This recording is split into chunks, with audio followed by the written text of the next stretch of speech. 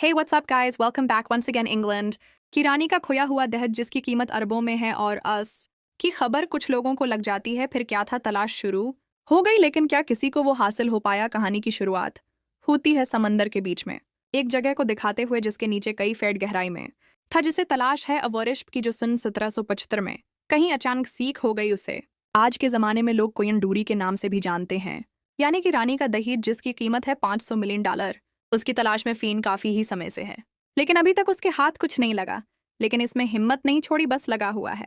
किसी भी तरह करके वो उसे हासिल करना चाहता है और उसका एक साथी भी है। दोनों मिलकर इस जगह पर एक मशीन की मदद से अवरिश्प को ढूंढने में लगे हैं, जो समंदर के नीचे छिपी चीजों को बाहर निकाल सकती है। पर मशीन पर ज्यादा लोड होने के कारण छोटी सी आग लग जाती है और वो फैलकर इतनी बड़ी हो जाती है कि दोनों को इस बारे में पता ही नहीं चलता, क्योंकि ये तो नीचे थे। वो आग इतनी ज्यादा बढ़ जाती है कि पूरी बोट पर धमाके हो जाता है और वो सीधा नीचे गड़ती है। समंदर की सतह पर इस धमाके से इतनी तेज झटका पैदा होता है, वो दोनों दूर दूर हो जाते हैं। तबा फैन के हाथ एक कांच का टुकड़ा लगता है, जो किसी एंशिएंट टाइम का डाइनिंग सेट था।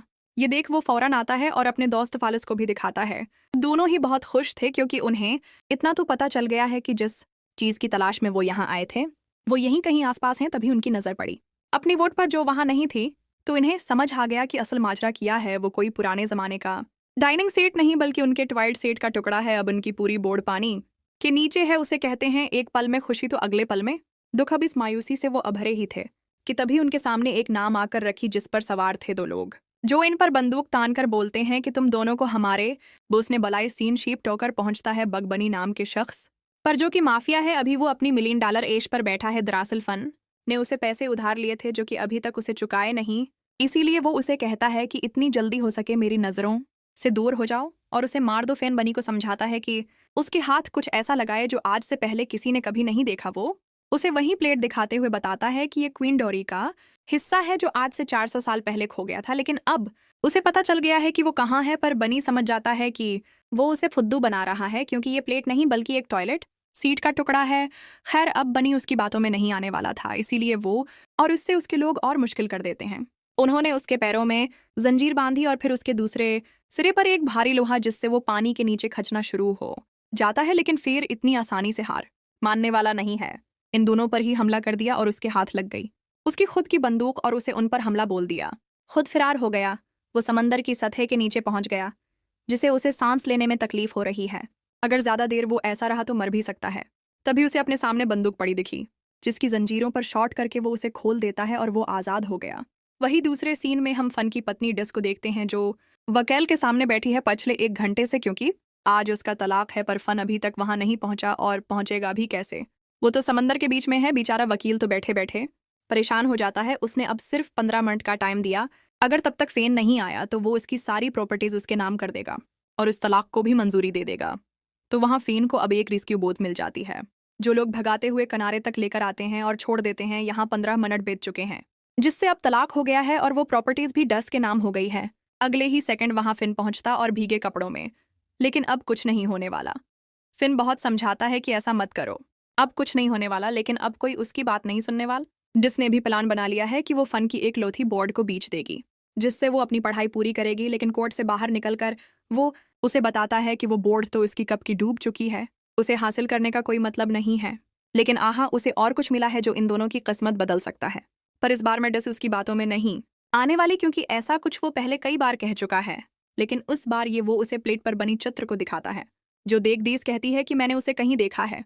तब वो बताता है कि उसी एक कोयन डाउडी के खजाने से मिला है और उसे अब पक्का यकीन है कि वो वहीं आसपास ही है।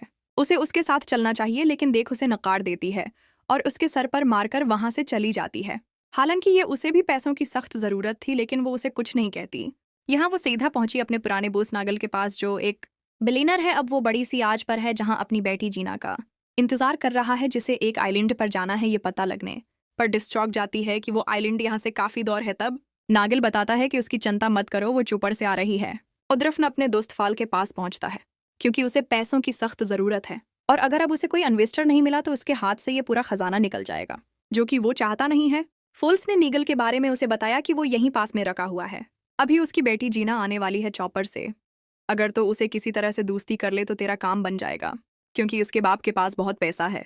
फन को उसका ये आइडिया ठीक लगा। कहीं ना कहीं उसे अपने चेहरे पर भी घमंड है, कि वो सबसे अच्छा देखता है तो आज उसका टेस्ट भी हो जाएगा। इधर जेना भी अपने चौपड़ से आ चुकी है।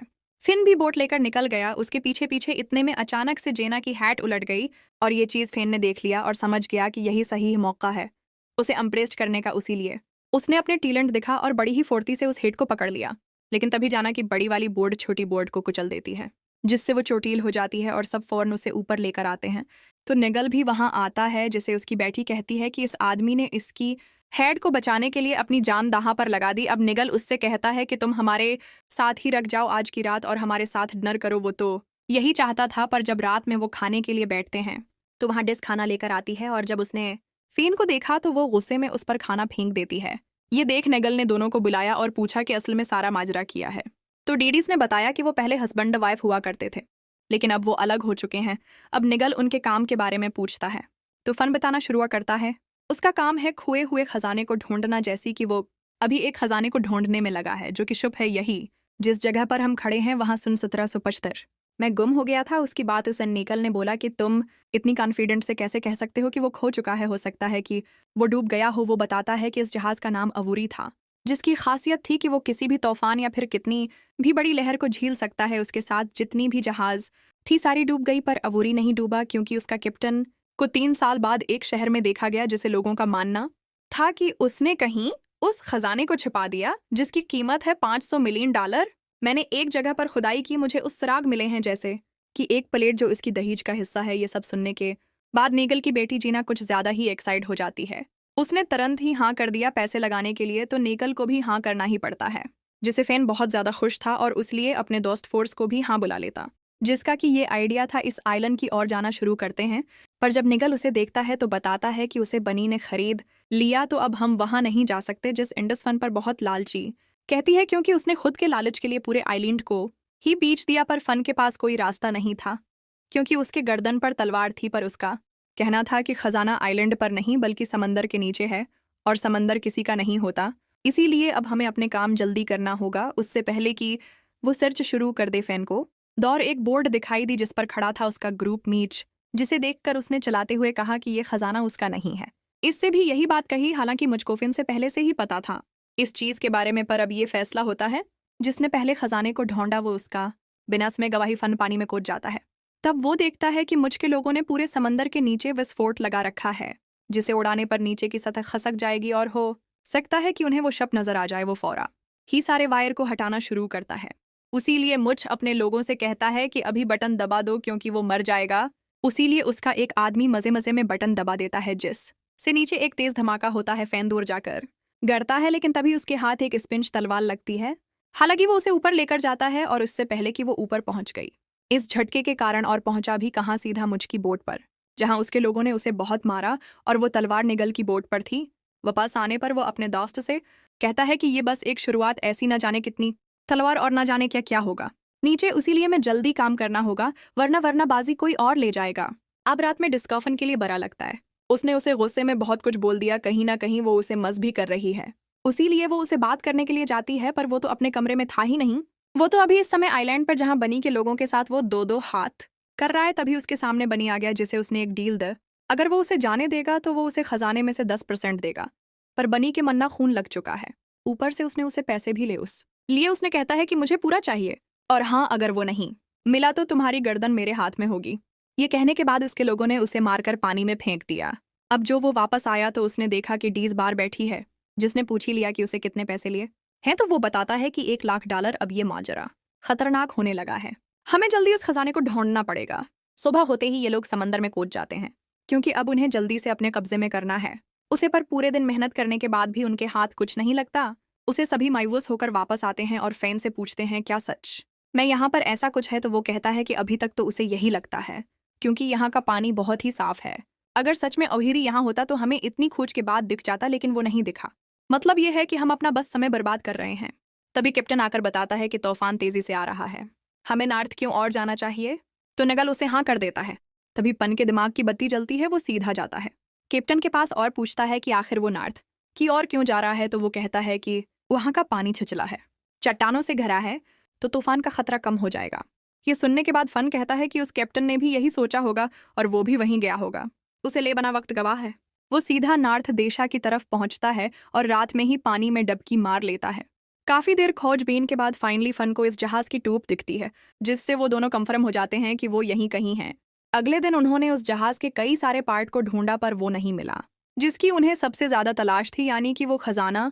तो डीडीसी उसे कहती है कि हमें उस आइलैंड को और एक्सप्लोर करना चाहिए, हो सकता है कि कुछ और सुराग मिल जाए। ऐसा करने पर उन्हें एक बराना चर्च दिखता है जिसके अंदर कई सारी किताबें थीं, जिस में से एक पढ़ने पर उन्हें पता चला कि ये आदमी की डायरी है जो लिखता है।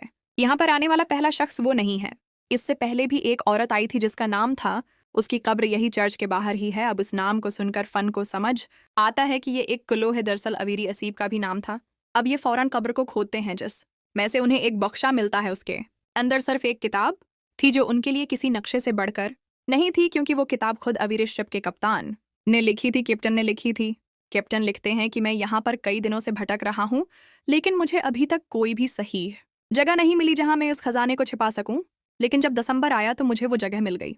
ये जगह अंत का कोई, जिसकी गुफा यही कि वो रास्ता समंदर से जुड़ा हुआ है, पर उसमें साल के 11 महीने पानी भरे रहते हैं। सिर्फ दिसंबर ही ऐसा महीना है जब उसमें पानी नहीं होता, और इतना जानना तो फेन के लिए काफी था। उससे पहले कि वो कुछ और कर पाता, तभी वहां पर बनी और उसके आदमी आ जाते हैं, जो कहते हैं कि अल्लाह और ये किताब मुझे दे दो, लेकिन आप फेन कुछ नहीं देने वाला। और वो दोनों भागना शुरू करते हैं, लेकिन बनी के लोग उस पर गोलियां बरसाना शुरू करते हैं। उसी चक्कर में डिस पीछे गिर जाती है और फेन आगे जाकर एक खाई में। उसे सभी को लगता है कि वो मारा गया, पर डिस अब उनके कब्जे में आ गया, और साथ में वो किताब भी, जिसे पढ़ने के बाद ये लोग इस जगह तक पहुंच जाते हैं, जो असल में एक चट्टान के ऊपर एक कनवा था जो सीधा समंदर से जलता है। उन्होंने डिस को अंदर जाने को कहा, पर वो इनकार कर दिया, इसीलिए जबरदस्ती उसे अंदर भेजते हैं, जहां जाने पर उसे फाइनली वो खजाना दिख जाता है, जिसकी तलाश न जाने किस किसने की थी। लेकिन अब उसे ये बनी के हवाले नहीं करना चाहते। उसने एक प्लान बनाया ताकि उनका ध्यान भटक सके।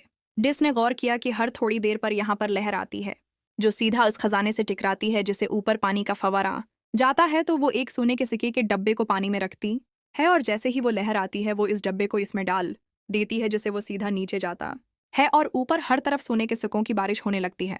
उसे उन्हें पता चल जाता है कि खजाना नीचे ही है। उसे ले वो अपने 2 और लोगों को नीचे भेजता है।